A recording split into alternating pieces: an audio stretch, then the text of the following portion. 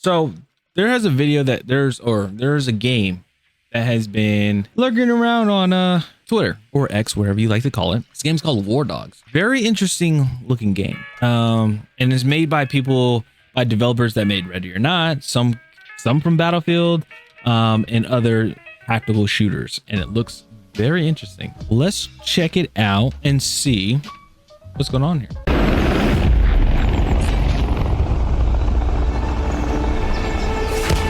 There is a house in Alrighty. Kill for cash. Okay. Okay. This is pretty cool. Or as a squad. So you can do solo or as a squad. Sorry, music and everything. I don't know if I'll be copyrighted or anything. So it's just, yeah. 100 players total in the game. 3 teams. So people are saying it's like a extraction shooter ish. Some people are saying it's a extraction shooter, but then some people are not saying it's an extraction shooter. So instead of getting points, you're getting money. Okay, you can. Every investment matters. Building a base. Go all in. Okay. Or play it safe. That looks pretty cool.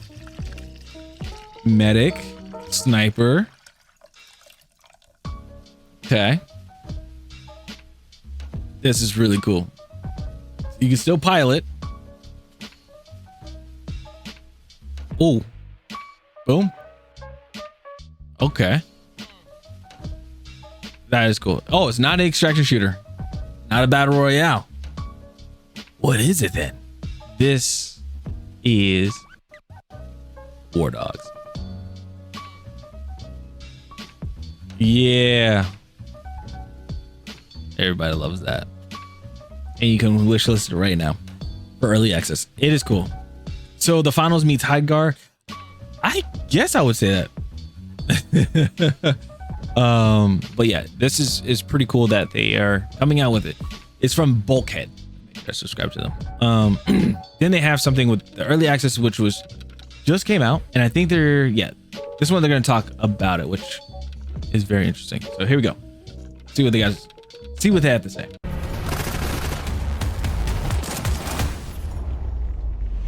The debrief. What I'll do is, chat. What I'll do is I'll let it play through, and then I'll probably not skim past it, but I'll probably go back through and talk about some stuff. Probably have questions for. So what was it like then pitching Wardogs to publishers? If you're designing games for everybody, you're kind of designing a game for nobody.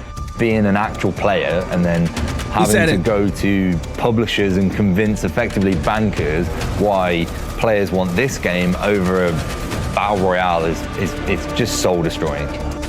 Relying solely on data to design games just doesn't work. We don't want to make something that everyone else is making. Yep. We want to make something familiar but new. And this is why Wardogs isn't built for everyone. People keep saying that Wardogs is going to be a battlefield killer.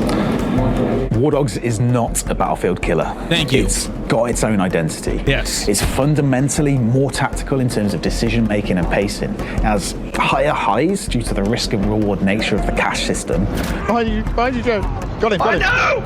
Did I get it? Yes! But that naturally also comes with lower lows and friction that you don't see in smooth-edged AAA releases. Oh my God! And it's friction that helps shape a game's identity. For a lot of our design choices, we use this scale to help guide when something is too hardcore or too arcadey. So if you're trying to explain the game to your friends, this scale should help you show them where Wardogs sits. In Wardogs, every life matters. Every decision you make matters. And because of that, the game fundamentally has levels of friction. Your loadout has a cost, which means every life has a value. So the more equipment you take in, the more death can hurt. Wardogs has no squad spawn system, so you can't just respawn on your friends. You have to make your way back to them. So Wardogs has realistic gunplay. bullet drop, penetration, ricocheting bullets, we have a lot. It just means that you have to think before you pull the trigger. This is all friction a publisher will tell you puts people off the game, forgetting that it's the challenges that give games identity in the first place. Yeah. Wardogs' core session loop is addictive and replayable, but the metagame is a work in progress. Let us show you what we'll be building while we're in early access and why you will be able to continue to play Wardogs for years to come. Okay. The metagame. All right, here we go. Early access day 1.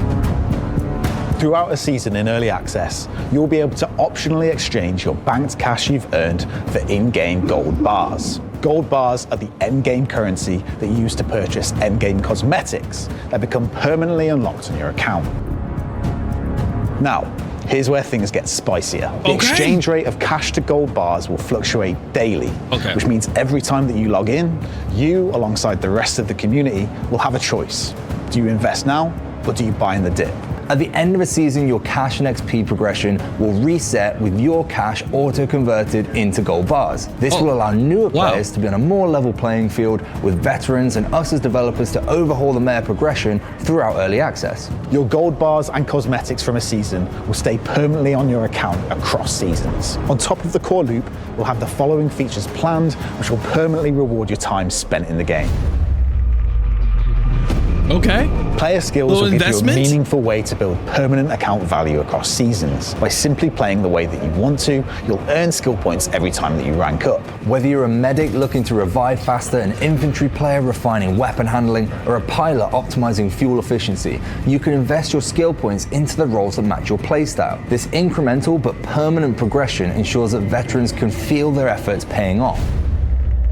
Challenge system. Okay. The challenge system will provide extra short-term goals as a way to reward exploring different playstyles, earning you additional resources for your account, which can be invested in the black market. Now this is a big one. We want you to be able to spend your earnings in more interesting ways outside of the match, so you're geared up for the next time you play or your mates come back online. That can mean bribing an arms dealer to smuggle you weapons or ammo overnight, or dealing with the seedy underground of culture and placing wagers, betting you can kill 10 enemies in one life in the next match. For time-strapped players, we want to add the ability to invest your cash and upgrade your own businesses. Hear me out. Having your side hustle businesses making you items for the next time you and your mates get back online to play is the true end game. Buying out a weapon or a vehicle manufacturer will enable you to produce custom loadouts and items that you like to use the most, cheaper than the in-match vendor. And remember, this is a 100% player-driven sandbox. If you're really business savvy, you should consider unlocking high-level items and then selling them to other players in the match via supply crates with your own markup to make a profit, or just compete and sell them cheaper than the guy next to you. The black market meta features will be entirely optional if you just want to run a gun and earn your cash that way. But for the players who want to min-max their cash spending and time spent in and out of the game, there's a real potential to profit more over a season compared to someone only buying weapons and vehicles from the in-game vendors. So there's the in-game vendors, and then you can also sell weapons. Every gold bar, item, weapon, or vehicle you obtain from the black market ends up in your personal vault and is redeemable for free in future matches. The size of your vault will be capped, but upgradable permanently. Another endgame goal for you to optionally work towards. Ooh. The metagame is the thing that packages up Wardogs as an experience players can stick with. Like we said, it's not already on day one. This is something we're building during our time in early access, but it's something that has been designed and the foundations are in. This is not a pipe dream. Let us know in the comments what you think about the metagame and if it's something you could see yourself getting into. There are many more features we want to add to the game, alongside the usual content drops, balance patches, and quality of life updates throughout early access. But it will take time as we develop towards the full release and console versions of Wardogs. We have over 350,000 wishlisters already on Steam now, so we're preparing for a strong early access launch later this year. But we're also expecting a drop-off. That's completely normal for most games. Wardogs isn't being built for everyone. It's being made for players who really get what we're trying to do. With the recent discourse around player numbers with various high-profile AAA flops, we want to make sure we're realistic about our own expectations for the wardogs community straight out of the gate, as we don't need the same profits massive AAA releases do to keep the lights on. If wardogs settle somewhere between 3,000 to 10,000 daily concurrent players, that's success to us. Look at games like Squad and Hell Let Loose, games that launched with a strong identity and knew the players they were making the game for and why, still being played by thousands of players every day, years after their release. That level of community support for wardogs will keep servers active, and the community will always be able to play and host their own servers no matter what. Every additional copy sold to a new player will be directly funding future content. It's that simple. You buy the game, you play it, and we can keep building upon the early access foundations we're talking about right now, long into the future. So you're investing back into the game, which that's sick. Oh yeah, they had a giveaway. And we haven't forgotten. The winner of our custom Wardogs branded 5090 graphics card is Spears91. Our community manager, Lossie, will be in touch with you in the coming days to sort out getting this to you. Wardogs is available to wishlist on Steam now, and anyone can sign up to our closed play tests. In the meantime, follow us on Steam and X for all the latest updates as we head towards early access later this year. Dude, this is insane. So that's Wardogs. Holy, here, I'll put it in the chat. You guys want to check the video out? But yeah, that is, oh man, that is crazy. Let's see here. Do they have, I think they have a website. No, they only have Steam Power. Bro, what the heck? Dude, that is insane. Let's go back and look at the stuff. I like that they talked about this system right here. This is their scaling system. So you have hardcore and then arcade. Arcade is like Call of Duty, Battlefield. Your hardcore is like is A1pha and Tarkov. I feel like what they did with their game is it's a mixture of all these games. I know from like the Tarkov standpoint, from like modifying your weapons in the vendors and things like that, which is cool. And then A1pha, where they have the spawning system where you can't just spawn on a squad, you have to spawn from your base and then fly back into the battle and everything. Then it was like Battlefield is like the all-out warfare, which is kind of like A1pha is like A1pha 3, as I recall, when I played it years ago. And then probably like movement-ish would be a little bit of Call of Duty. I'm not entirely sure, but it doesn't look like you can run and slide cancel and things like that, and bunny hop, things like that. But it's pretty cool that all that currency, the gold that you can invest or that you can buy, it's like stock market. It's literally like the stock market, which I thought was pretty sick. Where is it? In the meta game. Yeah, these gold bars and everything. So you earn money in the game by getting kills, doing contracts, things like that. And then you can purchase gold bars, which are kind of like prestige tokens to purchase cosmetics in the game. So everything I like, and the cool thing is, what I like about it is that everything is all in game. It's not like you don't have to use a credit card. You don't have to purchase or anything. You just play the game and you earn the stuff. This is something that I've always been wanting, and I bet you a few other people, many others too, is that a lot of us want a game where it's the only way how you get your cosmetics and things like that is you have to put time, you got to put work into the game. So man, it's crazy. So you having the gold bar so you can get cosmetics for your weapons. I wonder if they're gonna have like specific, like maybe there's gonna be like a special type of weapon that you can get, like a modified weapon, like a modified weapon. So it's like I don't know, like an M4 with like some different type of gas tube that has a higher rate of fire, or they have a lower rate of fire, but it hits hard, you know, or a modified M4 that actually shoots that has a modified bolt upper receiver that in barrel that shoots a 7.62 round instead of 5.56, something like that. Like that'd be kind of cool. The gold exchange I thought is pretty cool too. So it's like, again, the money that you earn in the game, you can basically purchase the gold bars. So when you get on, so the cool thing is like there's always some sort of interactive when you interaction. So when you get online, it's like, okay, let's see what the exchange is for the gold. Oh, it's actually down at like 9,000. It's down at 9K. Well, I have like, 12K or whatever. I'll buy a gold bar, type of thing. I think that's really cool.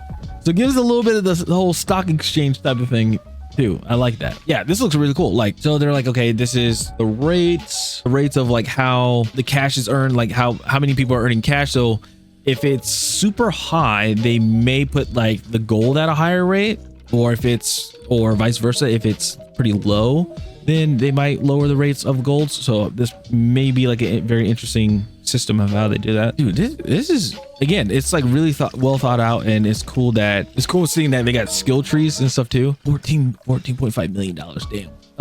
But yeah, it's so cool to see, like, now you got a skill tree, and it's like, okay, snipers, I'm guessing it's probably doing a little bit of spotting, holding your breath for a weapon, or holding your breath when aiming, things like that, which looks pretty cool. They were talking about helicopters too. If you're flying a helicopter, you're able to or skill trees for helicopters, better fuel, probably learning how to maneuver. So maybe when you're flying the helicopter for the very first time, your character seems inexperienced. It's like kind of hard to like maintain control, keeping a hover, or like struggling to land, things like that. Maybe the challenge system is like going back to your Call of Duties, like, you know, Call of Duties in your battlefields, completing a mission, flying around with a little bird, you know, capturing something, things like that, which is cool. The black market, this one is very interesting. The fact that you can put bounties and do wagers. If you guys remember Black Ops 1 multiplayer, you're able to do like wager battles and things like that and earn currency. And that you'd use that to like upgrade, or you're able to unlock like different weapons and things like that for players in the game. So it's pretty cool to see that you're able to do this. On top of that, negotiating with black market vendors to get modified weapons. I think that's pretty sick as well. I want to see what's more. Honestly, I might spend more in the menus of the UI trying to figure out what's going on and everything. But this is gonna be pretty cool. It's gonna be pretty cool. Also, the thing is that you could be your own like black market vendor. So it's like you could put stuff up for put stuff up to sell to your teammates for a weapon drop and things like that. That is pretty cool. So basically you become an arms, like in the game, you can become an arms, you're a soldier, but you're a mercenary, but then also you can be an arms dealer as well. That is very interesting when it comes to this game. Very, very, very interesting. Let's see here. You can sell the different types of ammunition, things like that. Yeah, so the armor crates and things like that, you can store it. I already know what I'm gonna do. An idea is I'm going to just anything that's like the market, where obviously level up my character and everything, but also with like the markets and things like that. I think that's what I'm going to do, is I'm just gonna pretty much put my points into the skill tree of like the black market and things like that, so I can get stuff cheaper, get more quantity stuff. Also on top of that, have a higher storage system. So it's like, hey, if I got a buddy in here that he needs a gun or something like that, I can sell him a gun. I can sell, this funny thing is I could sell somebody a gun for like probably like $200, $300. But then it's like, if somebody else that got a lot of money, I can be like, yeah, I need like $2,000. So there's gonna be some crazy stuff that's gonna happen when people are selling weapons to other people. But yeah, the great thing is about wardogs is that from what they're saying, everything that you put into this game is what you're gonna get out of it. So yeah, everything that you're putting in into this game, you're getting out of it. So I think it's awesome. And then they also took a little pot shots. They took a little shots at the AAA industry. They said we're not trying to overpromise or anything like that to like get money from investors and stuff. Basically, you invest into us, you buy a copy, you invest into us, we will give it back to you. We will return it back to you guys for content, which I think is really cool. So we'll see what happens, but so far this looks like a very fun game. Just looking at it, I haven't even played it yet. I have mine wish listed for early access as well, but it looks like a very fun game. And also I gotta go back to what he said. Let me see here. Finding games for everybody, you're kind of, yeah, this part right here. Yeah, and that's also a big thing. The developers look like they are into their game too. Yeah, it's like they're gamers themselves. They're like, this is a game I would play, that again, people like us would play the game. So I'm saying like there's gonna be some battlefielders, I know that for sure. There's gonna be some armor players, there's gonna be some Tarkov players, and then on top of that there's gonna be like some if you guys haven't seen lately, but Gray Zone Warfare has been blowing up too, so we're gonna get those. So it's 4 different types of people in here, and the thing is you're playing in different factions as well, so it's gonna be interesting. But I like what he said to this. The interviewer said, what was it like pitching wardogs to publishers? And this is what he said. If you're designing games for everybody, you're kind of designing a game for nobody. That right there. If you're designing a game for everybody, you're designing a game for nobody. Arrowhead Studios said the same thing. That's actually their slogan. If I actually pull that up, hold on. Arrowhead Studios, right there. See?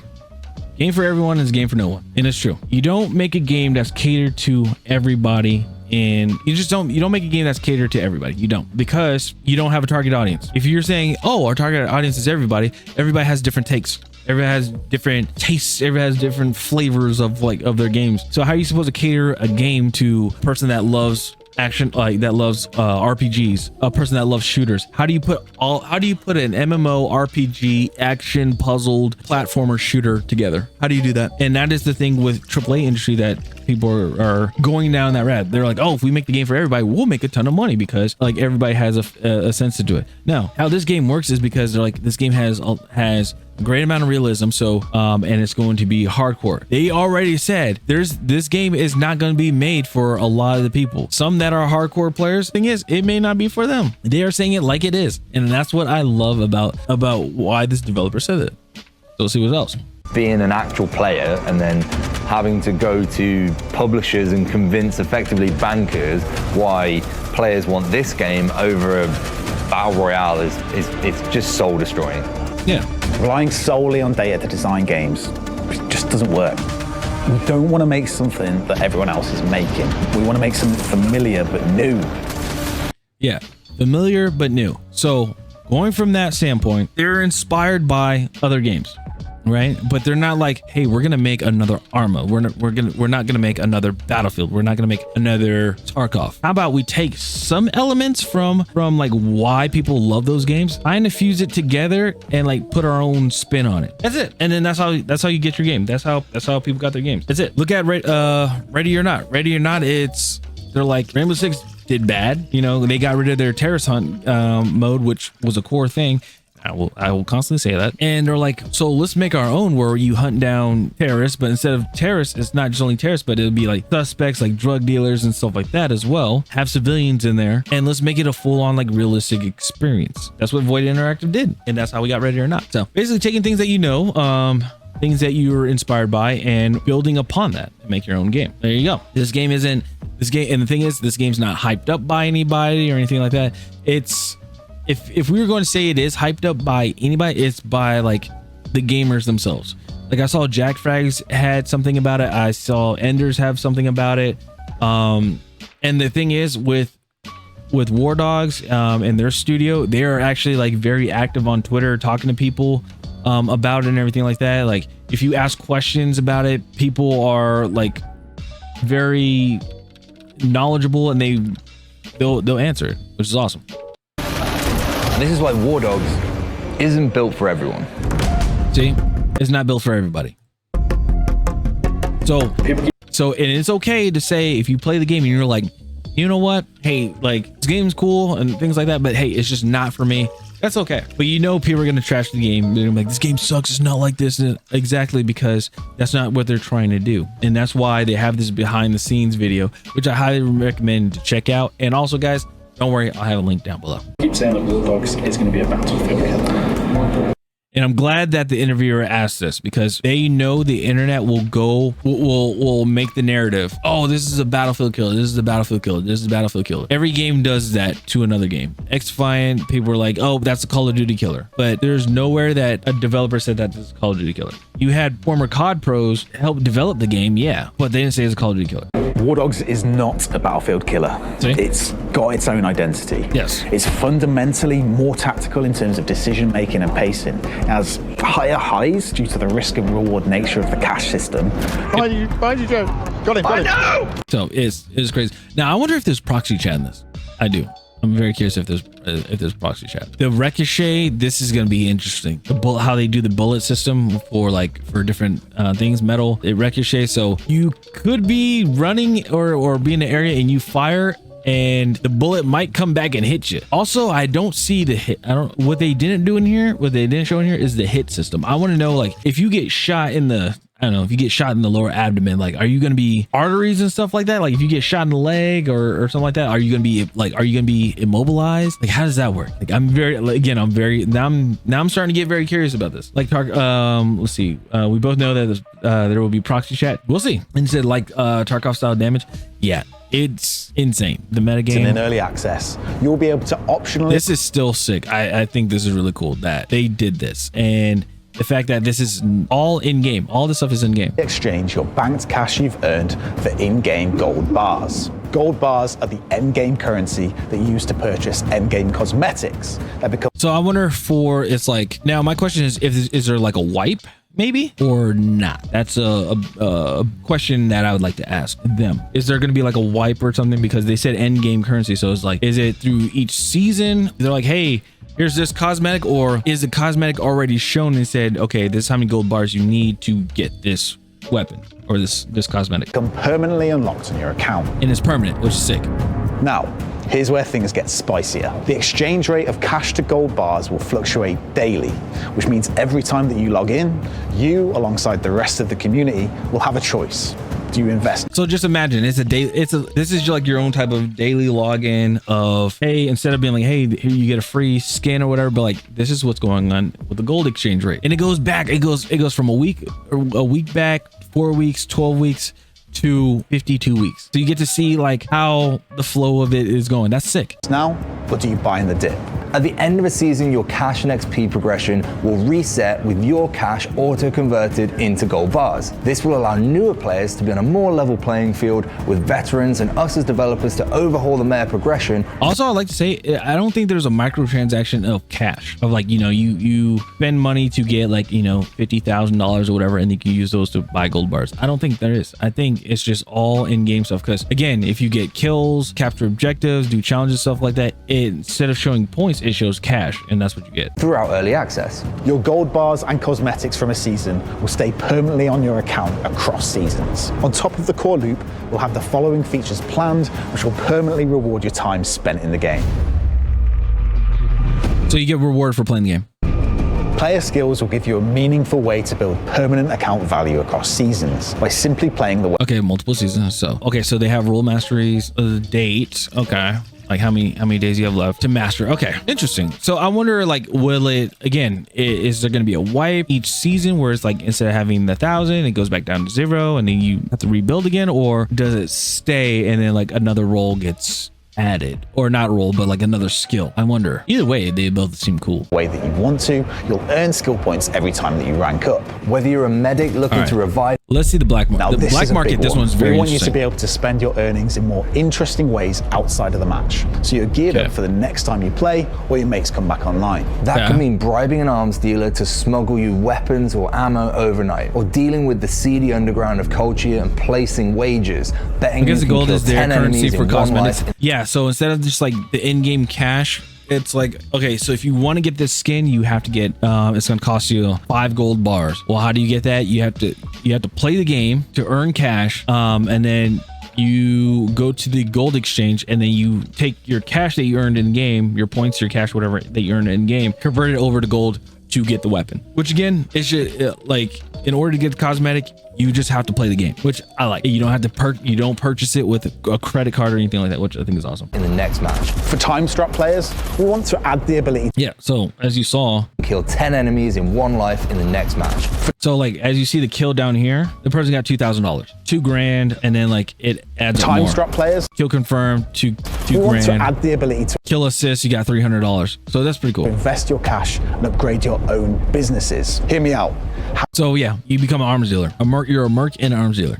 Having your side hustle businesses making you items for the next time you and your mates get back online to play is the true end game. Buying out a weapon or a vehicle. I'm not gonna lie, I can see somebody like, and this is why I say this is gonna be like this is content driven, which I love, and people are probably gonna make, if you do not have a YouTube video now, or if you are not starting YouTube or any content creation, if you guys are waiting for a game, this is probably one of them that you guys should probably consider, because literally I bet you there's gonna be somebody that makes a YouTube channel, probably multiple YouTube channels. I'm just gonna say this, where one, you're playing the game, the other one, you're, you know, doing like research on weapons and things like that, and then 3, you just being simply an arms dealer for your faction. And you're like, all right, so, you know, you can play the game off stream or whatever, and then when you do a recording, you're like, all right, so this is what happened on this day. We upgraded, you know, this many inventory slots, and now we just got 762 that we got from another vendor from the black market, but what we're gonna do is we're gonna flip it. We're gonna sell it for like 10 times the price, something like that. Like, I know people are going to be doing some crazy stuff like that. Manufacturer will enable you to produce custom loadouts and items that you like to use the most. I just want to know the custom loadout. Vendor. And remember, this is a 100% player-driven sandbox. If you're really business savvy, you should consider unlocking high-level items. And then so again, I am probably going to be an arms dealer with vehicles. I'm probably going to be like, all right, I'm buying a low bird, I'm buying a Huey. They show jets in here too, so I don't know how I'm supposed to get a jet, but I'm going to buy a jet too. I'm going to buy a couple of them, sell them out to some people, and selling them to other players in the match via supply crates with your own markup to make a profit, or just compete and sell them cheaper than the guy next to you. So it does seem like, and again, they have a heavy drill in here. So it does look like you're able to loot stuff as well. Attack vest, armor, helmet. People going in bare bones. Black market meta features will be entirely optional if you just want to run a gun and earn your cash that way. But for the players who want to min-max their cash spending and time spent in and out of the game, there's a real potential to profit more over a season compared to someone only buying weapons and vehicles from the in-game vendors. I think what's going to happen is when it comes to the weapons themselves, like from the vendors, people are going to probably buy vendor weapons from like in the very beginning. But then after that, what they're going to do is they're going to be like, all right, I'm just going to go ahead and just establish my black market, things like that. This is also a great thing. Get what we're trying to do. With the recent we're preparing for a strong early access launch later this year, but we're also expecting a drop-off. That's completely normal for most games. Yes. Wardogs isn't being built for everyone. It's being made for players who really get what we're trying to do. With the recent Discord, basically building into, it's like you're developing with the game as the game develops, which is awesome. I like that. Also around player numbers with various high-profile AAA flops, we want to make sure we're I'm glad you called that out. Realistic about our own expectations for the Wardogs community straight out of the... Be realistic, stay grounded. Yeah, they're not going to be like, oh, this game is going to sell 100 million copies. Or we're going to make $100 million off of this. No, they're just like, we made our game. We're making our game. People are liking it. People are very interested in the game. They wish list. A lot of them are wish listing it. Let's keep building up towards that. Let's see how that's going to work out. The game, as we don't need the same profits massive AAA releases do to keep the lights on. If Wardogs settles somewhere between 3,000 to 10,000 daily concurrent players, that's good. That's success to us. Look at games like Squad and Hell Let Loose. Games that launched with a strong identity and knew the players they were making the game for. See, and the thing is, people would say this is a terrible game. People would be like, oh, this is terrible. Like only 3,000 people are playing right now, or 6,000 people are playing right now. But the thing is, if you are an indie studio or a AA studio, this is really good. Indie studios, this is really, really good. AA studios, maybe. It's okay. It's not like insane, but it's okay. If you're a AAA, this is bad. And Hell Let Loose. Games that launched with a strong identity and knew the players they were making the game for and why. Still being played by thousands of players every day, years after their release. That level of community support for Wardogs will keep servers active, and the community will always be able to play and host their own servers no matter what. Every additional copy sold to a new player will be directly funding future content. It's that. Again, you put in, you're getting what you're getting out what you put in. Or you're putting what you get out. You're getting what you're putting in. That's what that. Yeah, that's right. So it's cool. It's being reinvested back into the content of the game, which again, it's amazing. I like that. Simple. You buy the game, you play it, and we can keep building upon the early access foundations we're talking about right now, long into the future. So depending on how many people are playing the game is how much they can invest back into the game, which is awesome. I think it's fair. Like the whole standpoint, the business that they're doing with this is amazing. It's awesome. Let me go ahead and link you guys the video again. I'm excited for it. It has my attention. Like you guys saw me like reacting to it. I was like, ooh, oh, okay. Like I'm like, okay, this has my interest, and I haven't been very interested in a game in a very long time. So I hope that they do it. I hope that they stand on their business with it, and again, and it's basically for the people, that enjoy the game. So here we go, man. I can't wait.